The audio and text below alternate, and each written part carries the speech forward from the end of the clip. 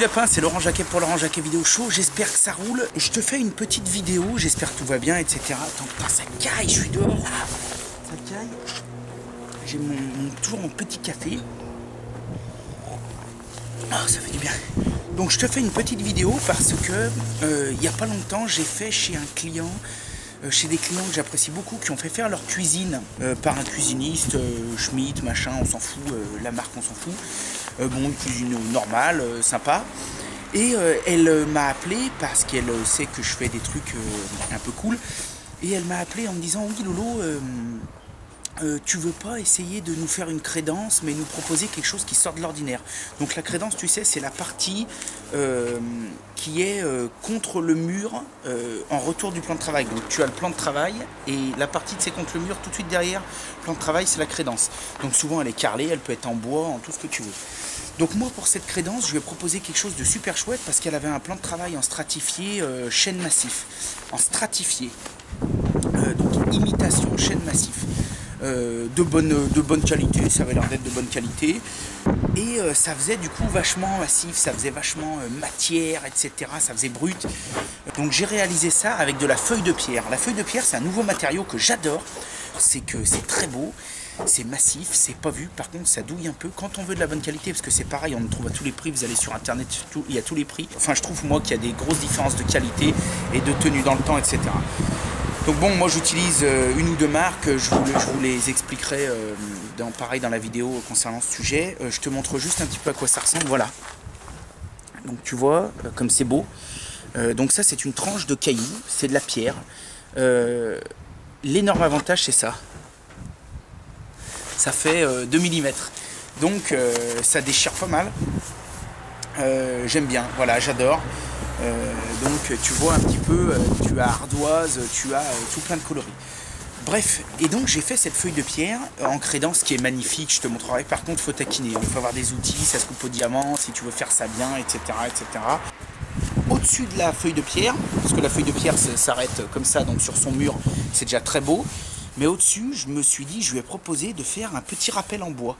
Parce que je me suis dit, mais en massif cette fois, parce que je me suis dit, mince, vous avez un joli plan de travail, chêne, frêne, c'est, bon, voilà, quelque chose qui est joli, qui est cossu, qui est massif, qui fait un peu huilé, etc.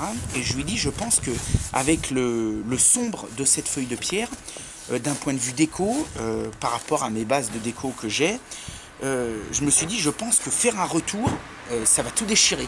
En massif, un petit peu huilé, ça va déchirer. Donc elle me dit, bah ouais, j'adore l'idée, etc. Bah écoutez, c'est parti. Chiffrez-moi-le, donc je vais chiffrer. Et c'est tout bon, et donc je vais lui faire ça, et ça va déchirer. Ce que je vous disais, en fait, le frêne, je trouve que ça... C'est vraiment un bois que j'aime parce qu'en rapport qualité-prix c'est très très bon et il y a vraiment des résistances mécaniques, des résistances, des tenues d'hygrométrie, etc. qui sont super intéressantes. Si vous voulez, c'est ce qu'on sert aussi pour faire les ridelles de camions. C'est ce qu'avant, vous savez, les voitures qui étaient un peu en bois, les carcasses bois, les gens qui font de la restauration de voitures le savent sans doute, les carcasses bois, etc. Souvent les côtés, c'était vraiment fait en frêne parce que ça va résister à l'humidité, ça va résister aux intempéries, ça va super bien vieillir, ça résiste au choc, ça résiste à plein de choses. En plus, il en existe des frênes grisés, des frênes blancs, des frênes un peu roses. Donc c'est vraiment un matériau que j'adore pour faire plein de choses. J'adore, je m'en sers de plus en plus. Voilà, donc nous, ce qu'on veut, c'est qu'on veut faire des couvre-joints. D'accord? Donc pour faire des couvre-joints, on n'a pas besoin de couper des trucs énormes. Donc là, je vais déligner. Ce serait très dur pour moi de passer cette planche au banc de scie. Comme ça, je ne suis pas équipé. Je n'ai pas une scie à format avec des chariots dans tous les sens. Donc ce serait assez compliqué.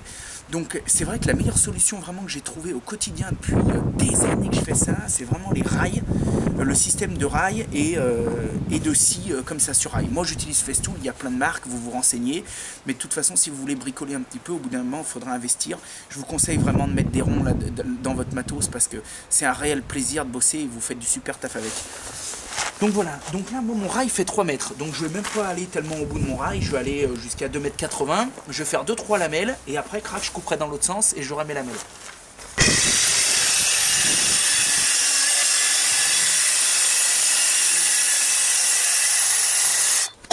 Je vais couper des tranches de 4, on va dire. 4. Là, on va dire que je vais couper des tranches de 4,2 par là, ça va être impeccable. Parce que je veux pas que ce soit trop grand, mais voilà.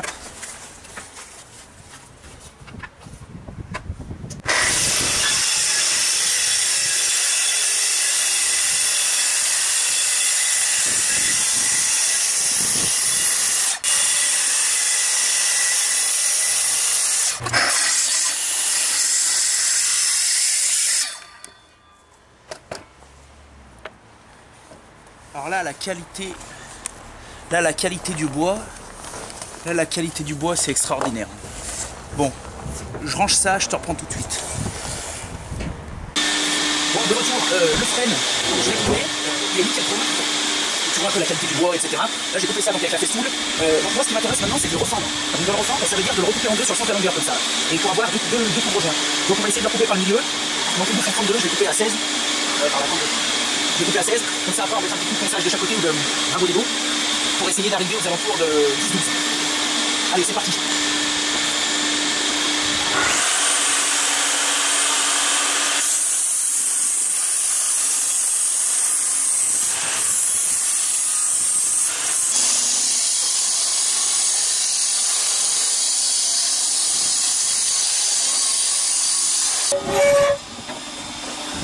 Nickel. Allez, prochaine étape.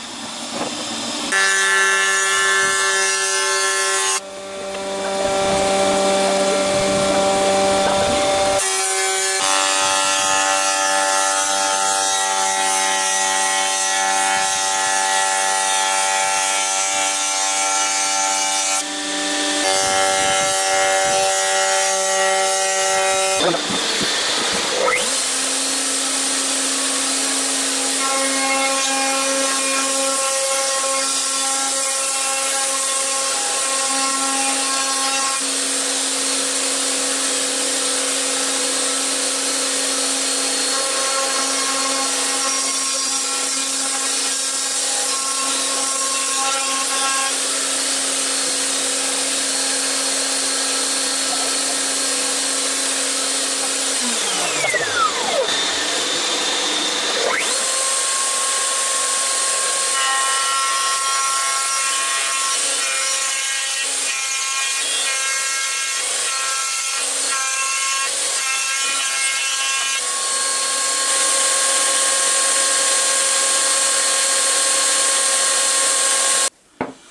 Bon alors là on est en train de teinter,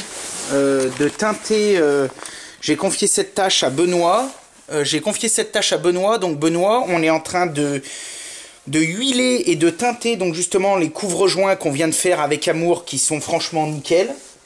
Ça te plaît Benoît? Ah ouais. Donc là on est en train, Benoît il est en train de les teinter avec de l'huile naturelle couleur miel. Alors normalement, ce genre de choses, on le fait plus, soit avec le mélange magique que je vous montre des fois dans mes vidéos, donc huile de lin, térébenthine, ou alors on peut le faire aussi avec du surfixe, donc de festool qui est bien aussi. Mais j'ai choisi pour ce projet de le teinter avec de l'huile naturelle légèrement teintée miel. Parce que on veut que ça rappelle vraiment le chêne. Alors là on a fait ça en frêne, donc c'est très beau, c'est très beau, on a fait du bon boulot. C'est vrai, c'est joli hein. Par contre le frêne ça a vraiment tendance à être blanc voire légèrement rosé, et du coup on veut quand même se rapprocher d'une teinte chêne, parce que le chêne est plus tanin, le chêne est plus tannique. Et si nous avions huilé du chêne, on aurait eu une couleur un petit peu miel. D'ailleurs, la preuve, parce que vous voyez ici, ça c'est du chêne huilé. Simplement. Donc le chêne huilé, il prend une teinte un petit peu miel. Donc nous, on voulait, d'ailleurs c'est ce qui est très beau, nous on voulait retrouver à travers ces couvre-joints frênes, on peut constater que dans la texture, on est quand même relativement proche du chêne. Et on voulait retrouver c'est cet aspect un petit peu miel qu'on trouvait super beau, etc. Et puis pour se rapprocher aussi un petit peu du plan de travail de nos clients. Donc on a choisi de les huiler avec une teinte miel mat. Voilà, comme ça on aura vraiment une illusion que c'est du chêne. Et c'est très beau. On fait ça au tampon, comme un vernis à l'ancienne. Parce que j'ai pas envie qu'il y ait ni des traces de pinceau ni rien. Donc on a fabriqué un tampon, ça fera l'objet d'une autre vidéo. Et on passe le tampon et on va en passer une ou deux couches. Franchement ça va être nickel. Bon bah écoutez, merci. Je vous donne rendez-vous pour la prochaine étape de ce projet. La prochaine étape de ce projet, où je serai sûrement d'ailleurs avec mon acolyte, on va finir la crédence en feuille de pierre. Donc super, vraiment super qualité, super taf. Très très joli, les clients sont ravis. Et on va entourer cette crédence de ces couvre-joints fabriqués sur mesure, modèle unique. Et avec amour. Bon allez, à la prochaine mes petits bichons. On clique, on s'abonne, on partage. À bientôt. Un grand merci mes petits bichons pour avoir pris le temps d'apprécier cette vidéo qui j'espère vous sera utile et vous aura apporté autant de plaisir à la regarder que j'en ai eu à la tourner. N'oubliez pas de vous abonner afin de ne plus rien louper de votre émission préférée. Si la vidéo vous a plu, je vous invite à mettre un petit pouce bleu et à partager cette vidéo. Vous pouvez aussi en profiter pour rejoindre la communauté LJVS qui grâce à vous s'agrandit un peu plus chaque jour sur Facebook, Twitter et Instagram. Les liens sont juste ici. Sur ce, je vous remercie vraiment du fond du cœur d'être de plus en plus nombreux à me suivre et à me soutenir. Je vous souhaite d'excellents projets, plein de créativité et de passion. Et je vous dis à très très vite mes petits bichons. Yeah!